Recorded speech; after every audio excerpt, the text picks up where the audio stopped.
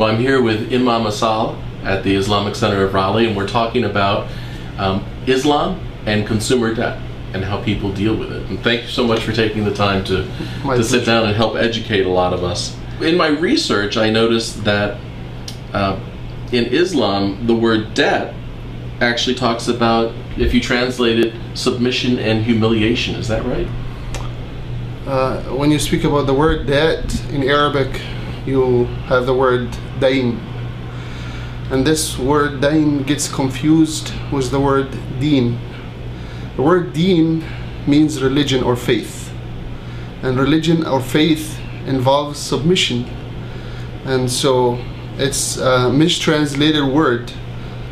And if it happens to have some similarity in terms of submission or anything, it's a linguistic meaning, or that most of the time you have linguistic usage. This is the way this word is put in the language, and this is the technical definition that the people are using this word for. So it doesn't mean submission, and it doesn't mean humiliation at all.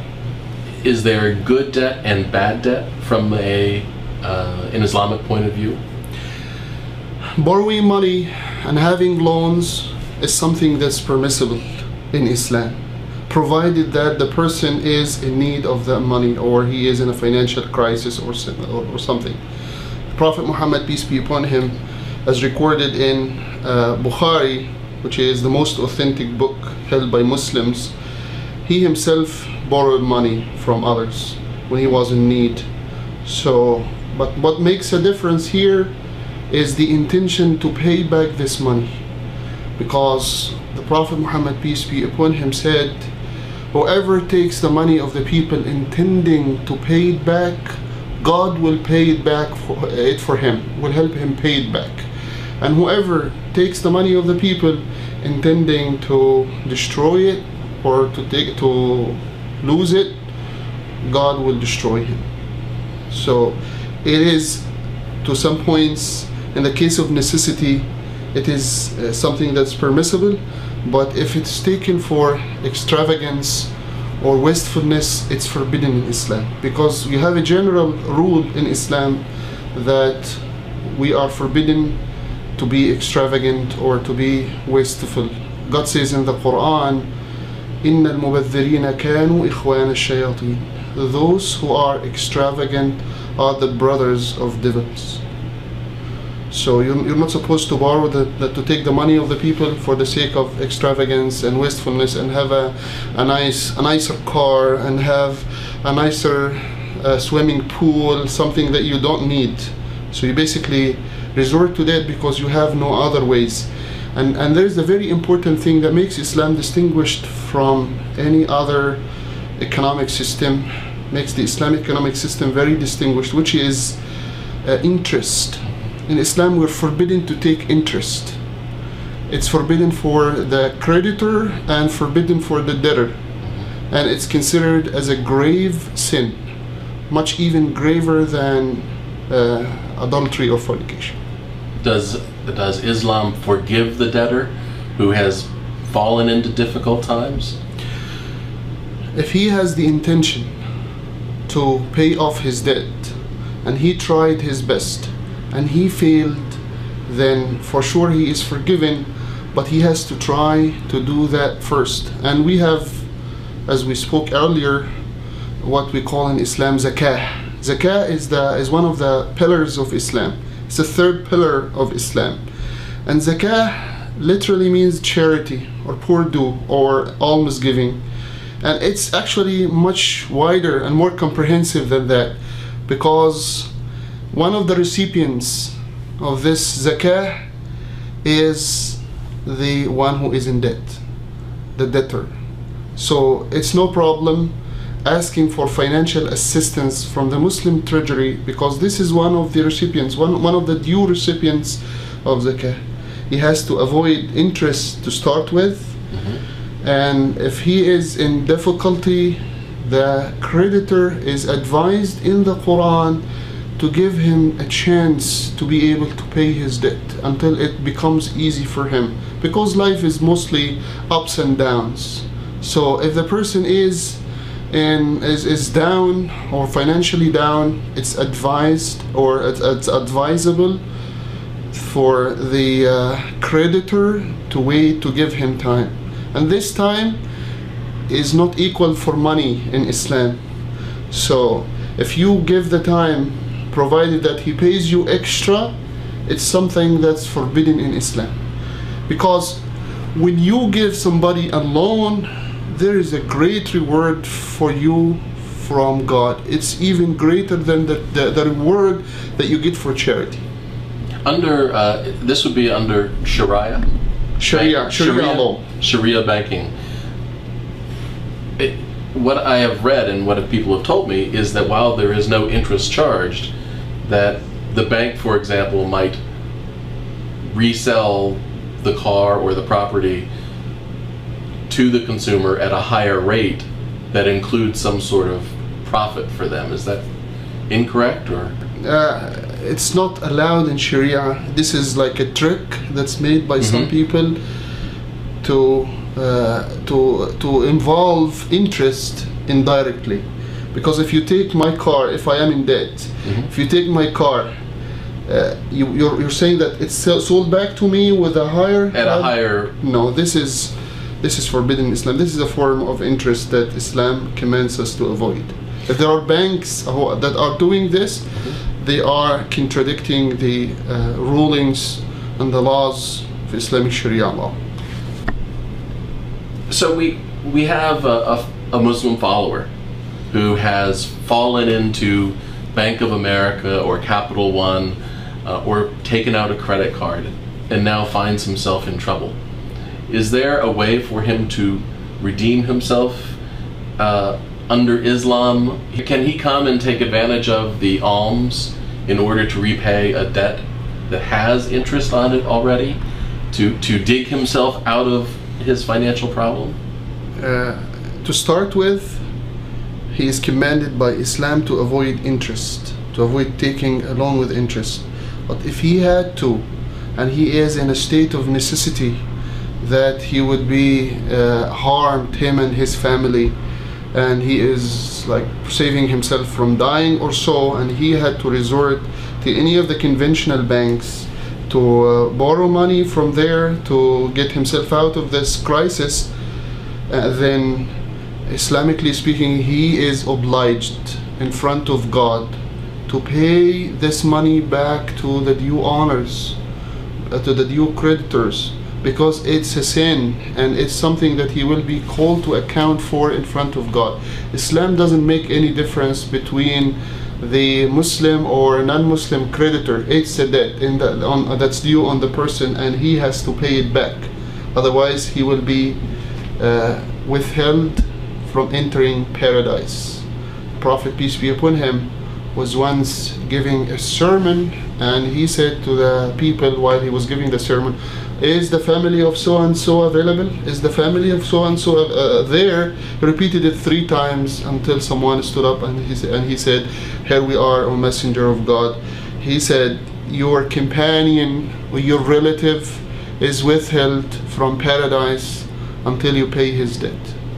He said, "I'm not calling you to tell you something bad, but to tell you something good, because if you help him to get out of this debt, then he will be entering paradise."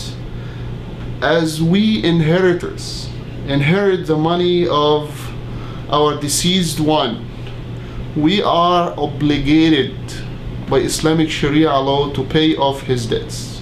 If he leaves money behind, then the first thing to come out of his estate or his inheritance is the debts. Is the family required to repay it if there's not enough money in the estate? Yes. As Islam gave them the right to inherit from their beloved one or deceased one, they are obligated to pay off his debt, because debt is the right of God before it's the right of others. So he is allowed to take from the charity to be assisted by Muslims, from the zakah money or the charity money to pay off his debt. It doesn't matter who this debt belongs to whom. What about bankruptcy? This is a good question. Bankruptcy is, we don't have something that's called bankruptcy in Islam. If the person is unable to pay his debt, he is still obligated to pay back his debt, if even after a long time. If he is able to stand up again and to build his credit again and to pay his debts, then he is obligated to, because it doesn't end, or it doesn't die out. The debt doesn't die out, doesn't end if the person is unable to do that.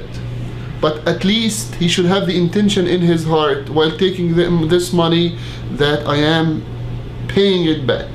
But if I take money right and left and wastefully spend the money with no intention to pay it back, this is what Allah has written about in the Quran.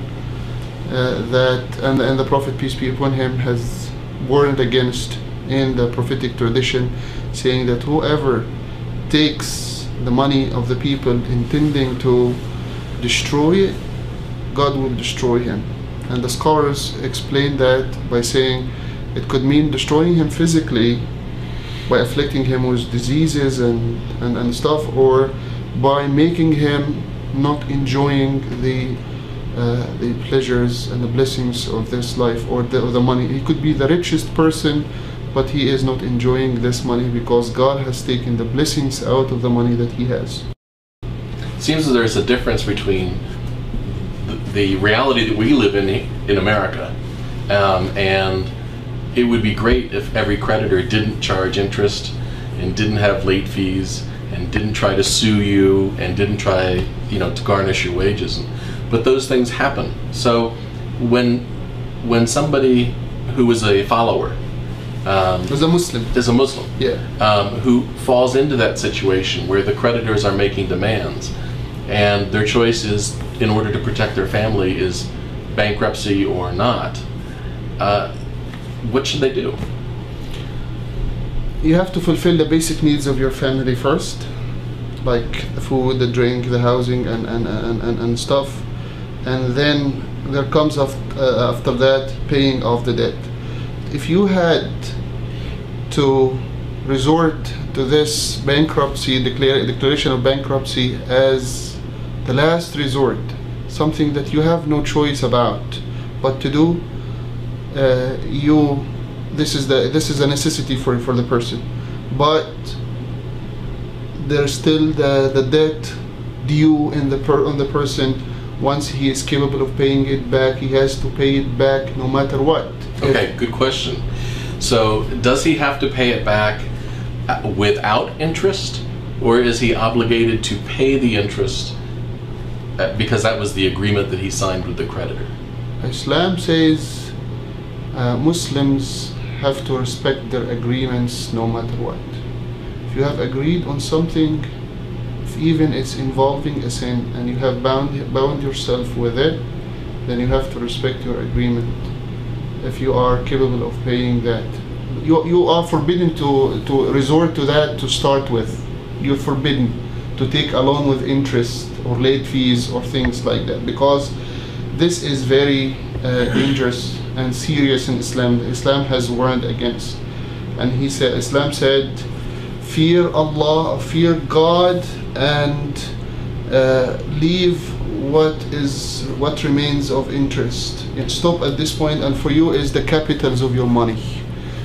If the person had to resort to that because he is dying, he doesn't find anything to eat, his family is suffering, he is in a surgery or something, and he had to resort to that, then he is to fulfill his obligations. There is a Quranic verse that says, "O you who believe, fulfill your obligations, fulfill your agreements."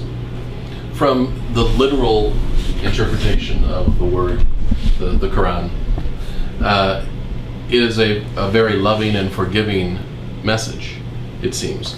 In fact, there's a message in there that creditors should allow somebody time to repay, right, to give them some latitude in order to repay. But I'm struck, as I mentioned, some of the visitors to my website are from Dubai, and Dubai is a Muslim country, correct? Right. But yet in Dubai, if somebody bounces a check, they go to jail. And is that contradictory? It depends on the application of the Islamic Sharia law. When you have a Muslim, you have on the other side Islam. So a Muslim does not mean Islam. A Muslim is a follower of Islam. Could be a practicing Muslim and could be not a practicing Muslim. So it depends on the bank. There are Islamic banks that deal in accordance with Islamic Sharia law, and there are conventional banks that the Muslims can get involved in. But in this case, these Muslims are not abiding by the Islamic Sharia law. When you abide by Islam, it's Islam. Islam for us is a way of life. It's not just a religion. That's just a relationship between you and God. Even the transactions that we do, everything that we do is organized by Islam, and there are duties and rights, and everything is determined by Islam. In Islam, the Prophet, peace be upon him, has taught his people, the Muslims, about everything. Everything, and I mean everything. So whenever you choose not to abide by Islam, then you are using something else, and it's your choice. Somebody comes to me, they're Muslim, and they have debt that they can't pay. Yeah. And they're worried about their home is now worth less, much less than what it was when they took their mortgage out. They've lost their job. What do I tell them? Tell them to check with a scholar, a Muslim scholar, and try to find a solution that would cope with Islamic Sharia law and at the same time be preserving the rights of others. Because there are also Muslim scholars who are well versed in the economic system and the Islamic Sharia law. We do have an organization here you might want to check. It's called EMJA, Assembly of Muslim Jurists in America, and they have experts, people who are aware of all the walks of life here. They have business people, and they have doctors, engineers, who help describe the situation to these scholars or jurists to be able to deduce the Islamic rulings or issue Islamic verdicts based on the Islamic sources or the sources of Islamic Sharia. So there are people who are that can help. Yes, who are dedicated for that, who are doing research on that, who are studying the different contracts, saying what involves riba or usury or interest, what does not involve, what should you do in this similar case, or what you should avoid. So turning to his local mosque is always a good place to start? And not necessarily. We have, this EMJA, Assembly of Muslim Jurists in America, it's like a jurisprudence council. It has a variety of great scholars who are PhD holders in Islamic Sharia and who are capable of building that bridge between the rulings and laws of Islamic Sharia and the reality and everyday life and what's going on in the United States, and something that's focused on the United States. Have you had members of the mosque that have come to you that have been suffering from financial problems? I do have questions because we do have people during this recession, economic recession time, people are suffering from the same thing, and I help them and I answer their questions. And this Assembly of Muslim Jurists in America, they have done a lot and extensive research that deals with everything. That basically applies. We have a long and a huge Islamic heritage on Islamic economy and in Islamic jurisprudence all through generations. So you have minds that work all through generations to produce something that would benefit the Muslims in their everyday life. And it sounds like many of the lessons in the Quran still apply today. Right. We believe that Islamic Sharia law is fitting and suitable for all times and all places. doesn't know any geographical limits or any time limits. Well, Imam Asal, I think I've run through all of my questions. I really appreciate it very much. It's always my pleasure. Visit us always at the Islamic Center of Raleigh. Thank you.